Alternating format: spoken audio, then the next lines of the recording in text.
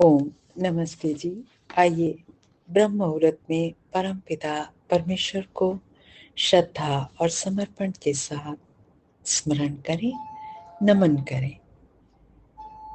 ओम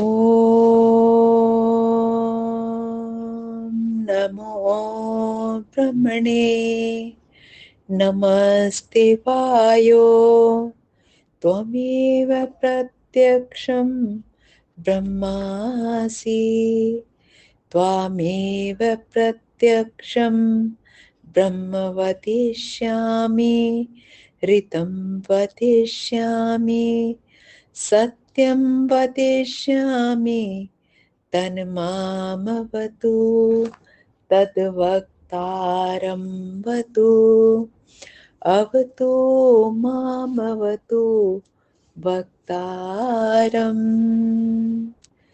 ओम। आइए वेदवाणियों के द्वारा प्रभु का स्तवन करें और तदनुसार कर्म करें। ईश्वरीय वाणी वेदवाणी ईश्वर के नित नए संदेश ईश्वर का स्तवन करें। ऋग्वेद का स्वाध्याय प्रथम मंडल 30वां सूक्त और उसका आज 17वां और 18वां मंत्र हम देखेंगे। ऋषि हैं शोनहशे पाजिग्रदिहि देवता अश्विनौ। अब हम प्राण और अपान की बात करेंगे। छंद गायत्री स्वर षड्ज है। मंत्र को पंडित जी ने शीर्षक दिया है अश्वावती शवीरा ईश। मंत्र पाठ आश्विना ओम आश्विनावश्वा वत्तेशायातं शवीरया गोमत्तस्त्रा हिरण्यवत् गोमत्तस्त्रा हिरण्यवत्। आ अश्विनो प्राण और अपानो आप अश्वावत्या उत्तम इंद्रिय रूप अश्वों वाली शवीरया प्रकृष्ट गति वाली ईशा प्रेरणा के साथ आयातम हमें प्राप्त हो, अर्थात प्राणापान की साधना से हमारी इंद्रियां निर्दोष हों, हमारे जीवन में आलस्य शून्यता और होकर प्रकृष्ट गति का संचार हो, अर्थात हमारे जीवन में आलस्य ना हो, प्रमाद में हम ना रहें। आगे कहा हमें सदा प्रभु की प्रेरणा प्राप्त होती रहे। प्रभु हर पल प्रेरणा करते हैं, दुखों से बचाते हैं, भय शंका लज्जा उत्पन्न करके, और श्रेष्ठ कर्मों की ओर प्रवृत्त करते हैं उत्साह के रूप में प्रेरणा देकर। तो कहा हमें सदा प्रभु की प्रेरणा प्राप्त होती रहे। चूंकि हम विषयों में आसक्त रहते हैं तो हमें प्रभु की प्रेरणाएं सुनाई नहीं देती हैं।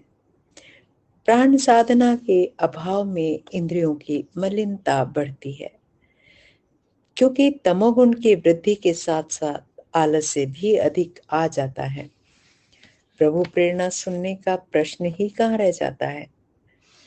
हे दस्त्रा, सब बुराइयों का क्षय करने वाले दस्यु, क्षय प्राण अपानो, प्राण और अपान सभी बुराइयों को नाश कर देते हैं।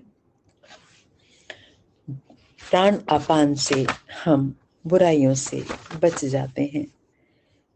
प्राणायाम से सब दोषों का नाश होकर पवित्र हृदय में प्रभु प्रेरणा ठीक ठीक सुनाई पड़ती हैं, तेजस्विता व श्रेष्ठता प्राप्त होती है। आगे कहा तमोगुण, हे दस्त्रा, सब बुराइयों का क्षय करने वाले प्राणापानो, आपकी कृपा से हमारा जीवन प्रशस्त इंद्रियों वाला हो, गमयंती अर्थान इति गावः, तथा हिरण्यवत ज्योतिर्मय हो। प्राणों की साधना से बुद्धि की तीव्रता होकर हमारी ज्ञान ज्योति चमक उठती है, हम बुद्धि तेज हो जाती है। कहा भावार्थ, प्राण साधना का लाभ यह है कि इंद्रियां प्रशस्त बनती हैं, जीवन में क्रियाशीलता आती है, प्रभु प्रेरणा प्राप्त होती है, ज्ञानेंद्रियां उत्तम होकर ज्ञान का की ज्योति को बढ़ाती हैं। अगले मंत्र को शीर्षक दिया सम विकास, अमर्त्यता व प्रभु प्राप्ति। मंत्र पाठ। ओम समान योजनो हि वाम रथो दस्त्रावमर्तयः समुद्रे अश्विनेयते समुद्रे अश्विनेयते। ओम।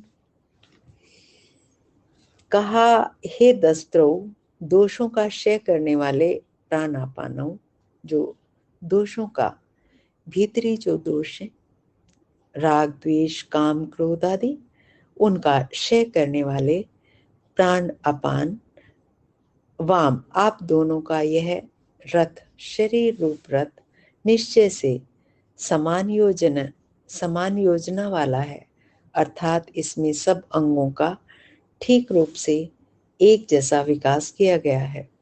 इसमें मस्तिष्क, मन व शरीर सभी का समान रूप से विकास हुआ है। प्राण अपान शरीर में बल का आधान करते हैं, यानी कि बल उत्पन्न करते हैं, मन को निर्मल बनाते हैं और मस्तिष्क को ज्योतिर्मय बना देते हैं। इस प्रकार यह रथ सम विकास वाला होते हुए अमर्त्यः, असमय में ही नष्ट नहीं हो जाता। यह रोगों का शिकार नहीं होता, अतः मृत्यु को प्राप्त ही नहीं होता। हे अश्विना प्राणापानो, इस प्रकार यह शरीर रूप रथ समुद्रे सदा आनंद युक्त स और मुद्र प्रभु में ईयते गति वाला होता है, अर्थात हम इस शरीर द्वारा प्रभु को प्राप्त करने वाले हों। इसी परमार्थ साधन के लिए ही तो यह शरीर मिला है। शरीर की वह हमारी सार्थकता इसी में है कि हम प्राण साधना द्वारा प्रभु को पाने वाले बने। भावार्थ, हम प्राण साधना द्वारा शरीर, मन व मस्तिष्क तीनों को उन्नत करें।